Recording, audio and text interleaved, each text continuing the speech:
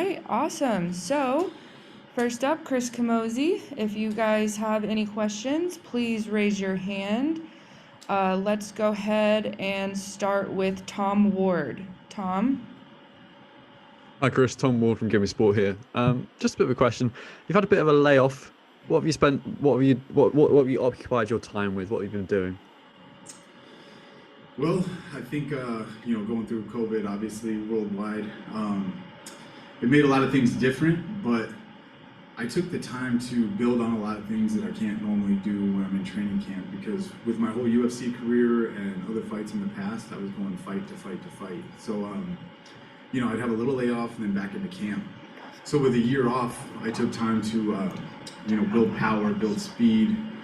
Work a lot on strength and conditioning. Now that I'm up at 205, I wanted to put on some size. And I just kind of went back and took the time that I didn't have before to work on things that I wanted to work. I also switched camps. I've got a whole new coaching staff this last year. And I think it's really going to pay off, and I think you guys will get to see it. Obviously, you're facing the champ. How do you feel going straight back into the deep end? Are you kind of like looking forward to the challenge?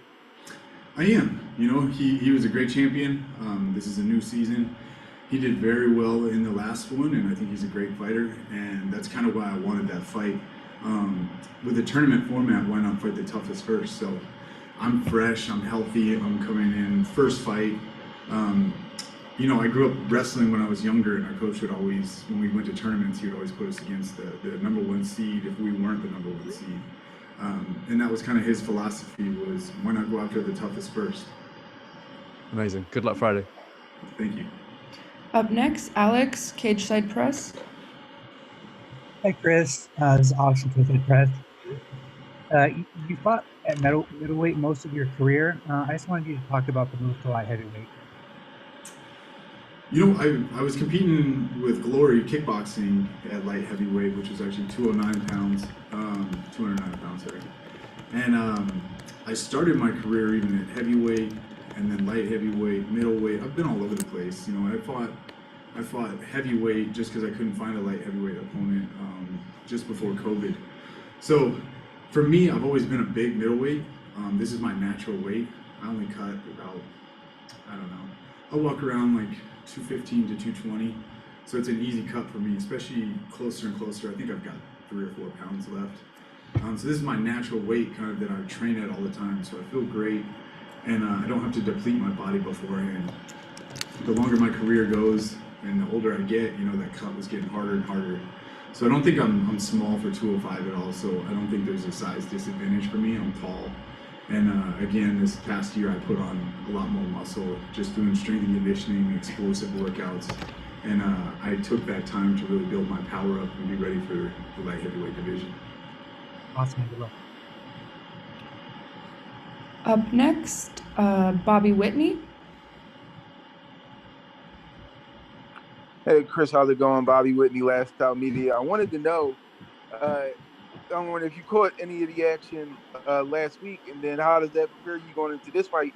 You're fighting the champion, but as we saw last week, there are a lot of upsets in that cage.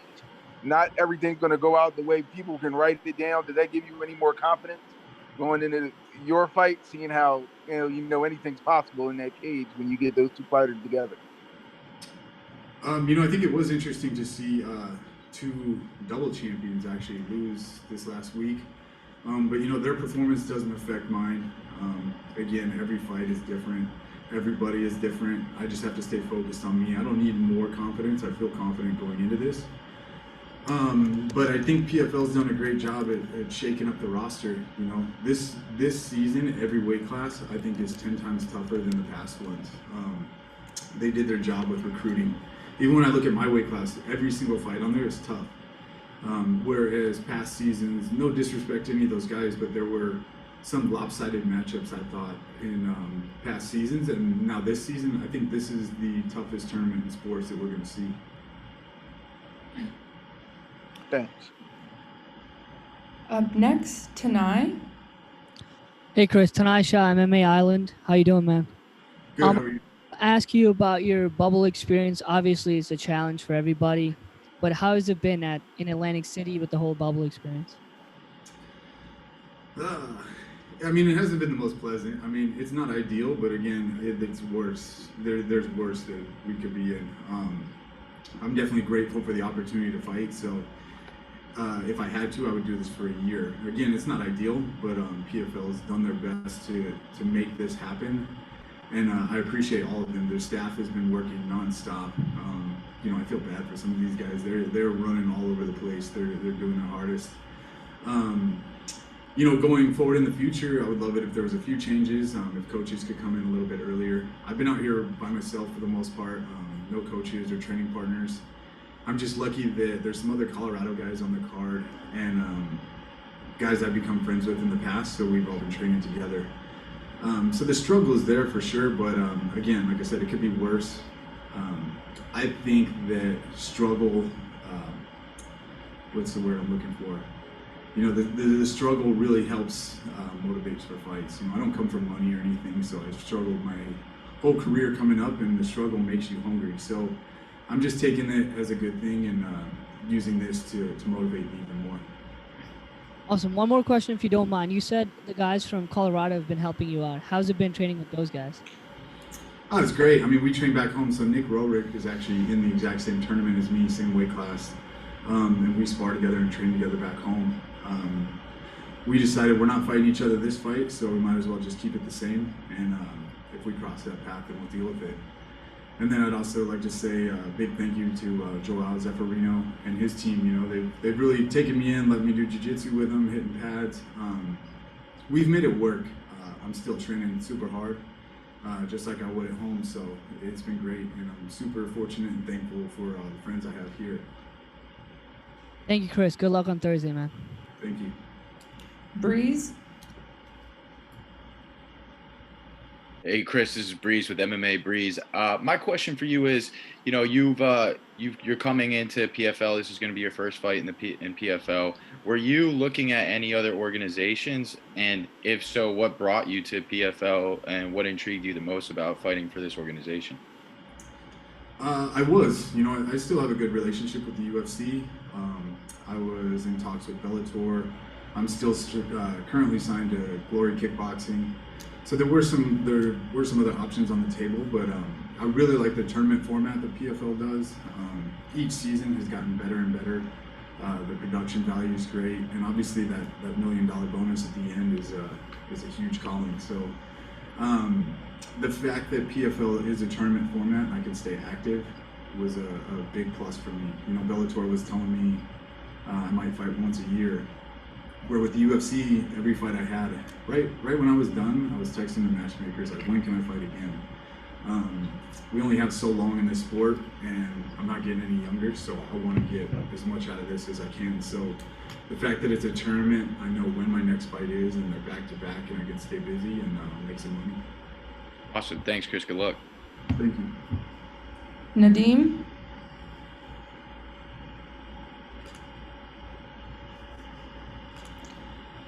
Hi Chris, it's Nadeem Mir from MMA Diagnosis. I was just wondering, your opponent now, he's the PFL champion, and your experience now within Glory Kickboxing, do you feel like you have an edge in the stand-up experience, as both of you are stand-up fighters? Do you feel like you have the edge over the competition in this tournament with your recent kickboxing tournament? I guess we're going to find out real soon. You know, I've faced top competitors all over the world for a majority of my career now. Sortie does bring a lot of power. We've seen that in each fight. So there's definitely a puzzle to figure out. Just because I have a background in kickboxing and striking doesn't mean anything really. In the fight game, it's the hurt business, you know, it only takes one punch sometimes. But I just need to be really focused in there and on my game. I think if I'm on that night, then yes, I'm better, and we're gonna find out. Thank you, Chris. Mike Owens? Hello Chris, this is Michael from Mike Owens Media. Your upcoming opponent, Emiliano Sorte, was the 2019 tournament winner. Now, obviously the belt won't be on the line on Friday night, but does this almost feel like a unofficial title fight for you? I'm sorry, was the question, it was a little hard to understand. Sorry, I'll speak slightly slower. Your upcoming opponent, Emiliano Sorde, was the 2019 tournament winner. Obviously, the belt won't be on the line on Friday night, but does this feel almost like an unofficial title fight for you? It doesn't, actually. This is a tournament, so he is the defending champion, but the fact is, beating Emiliano Sorde, I just have more tough guys in mind, so I'm not going to be happy or content until this tournament's over. I can't get too high on myself if I beat him because there's a string of new guys in this tournament. So, I've done a lot of mental work to really stay focused after this. Even with a big upset win, or if you guys want to call it an upset, with me beating Sorde, I got to stay focused and keep my head in the game because it's not over yet. This being the first round, I can beat him and see him again very soon. So I just have to stay, again, focused and not look too far ahead. It's not the title fight yet. There's a long way to go. So just keeping my mind in it and continuing forward. Superb. Best of luck for Friday. Thank you.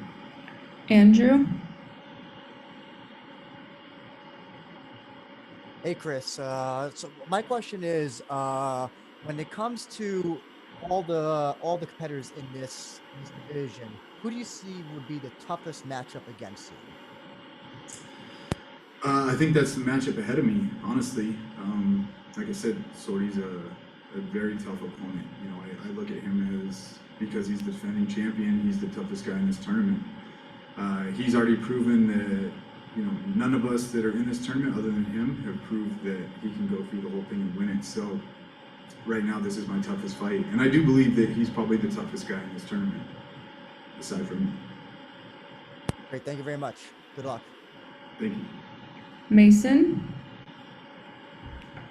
Hi, Chris. This is Mason from the Sports Sesh podcast. How's it going today? Good. How are you? I just wanted to ask, after your stint in the kickboxing fights, apart from striking, what is the single biggest advantage that has given you in the fight? Sorry, you cut out a little bit at the end of that question. After your stint in kickboxing, what is the biggest advantage that time has given you? Again, the time has given me a chance to build things I wanted to. I've been working a ton of wrestling. I've kind of been working all over the place. But the biggest thing I wanted to build with my time off was power. I've always beat guys up in the past, but I've never had that crushing power. And I think working with my new boxing coach, Jake Ramos out of Genesis, he's really fine-tuned a lot of things, and I think I'm hitting 10 times harder, and I think it's going to be a surprise to a lot of these guys. And what do you have that your opponent does not? Oh man, again, I guess we're gonna find out. I haven't watched too much tape on him, honestly.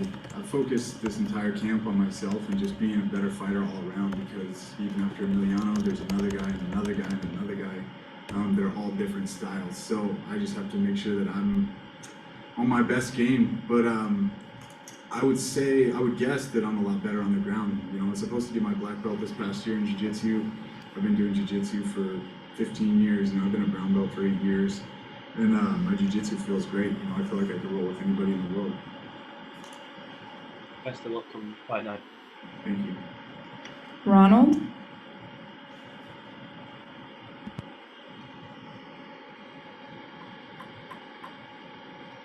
Ronald?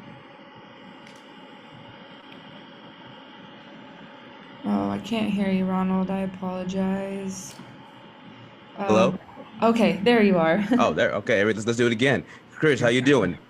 Good. How you doing? Hey, look. Let's get real about this. My name is Ronald E. Smith.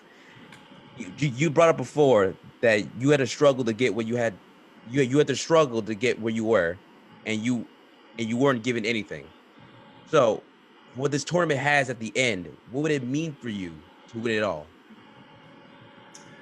I would mean everything. Obviously, that $1 million is a huge life-changing moment, but for me, being world champion, that's a lifelong goal of mine. Money comes and goes, but being champion in PFL would be a huge mark on my career. I've had a really long career, and holding the belt in one of these top organizations is definitely a huge motivating factor for me. All in all, the whole thing would be life-changing for me. Thank you, Chris.